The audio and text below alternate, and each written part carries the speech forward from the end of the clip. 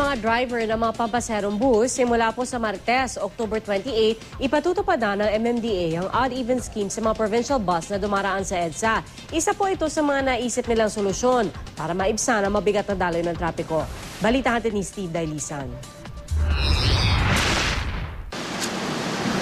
Ganito kabagal ang usad ng mga bus sa EDSA show. Bukod sa sakayan at babaan ng city buses, may kasabay ding provincial buses kaya madalas ipit ang mga pribadong sasakyan. Ngayong maraming estudyante ang umuwi sa probinsya dahil semestral break at papalapit pa ang taunang exodus dahil sa undas, kalbaryo na naman ng traffic. Mahigit 13,000 provincial buses ang dumadaan dito sa EDSA kada araw. Imbis na diretso na sana sa kanilang mga terminal, nakikisiksik pa sa pila ng mga city buses. Kaya lalong tumutukod ang trapiko sa mga tinaguriang choke points. Pero sa sandaling may patupad ang odd-even scheme, pagsapit nila sa tunnel, sa mga pribadong sasakyan naman makikisabay ang mga provincial buses. Sa odd-even scheme na ipatutupad simula October 28, papayagan dumaan sa rightmost lane ng Shaw, EDSA Pituazon at EDSA Aurora Underpass ang mga provincial bus. Ang mga may plakang nagtatapos sa 13579 pwede tuwing Lunes, Martes at Miyerkules. Huwebes, Biyernes, Sabado pwedeng dumaan ang mga may plakang nagtatapos sa 24680.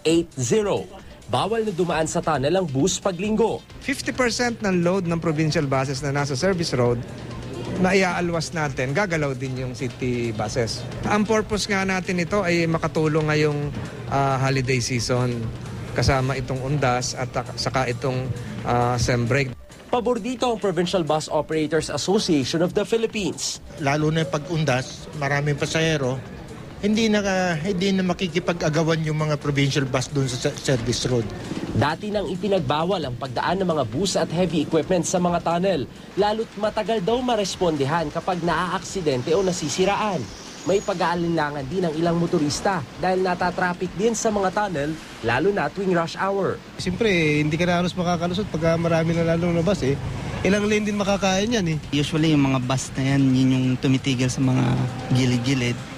And kung dadaan pa sila sa mga tunnel, yun na nga lang yung dinadaanan namin na medyo mabilis-bilis. Pakiusap na nga natin sa kanila, kondisyon yung sasakyan nila. Magpe-preposition na lang tayo ng panghila doon sa ilalim.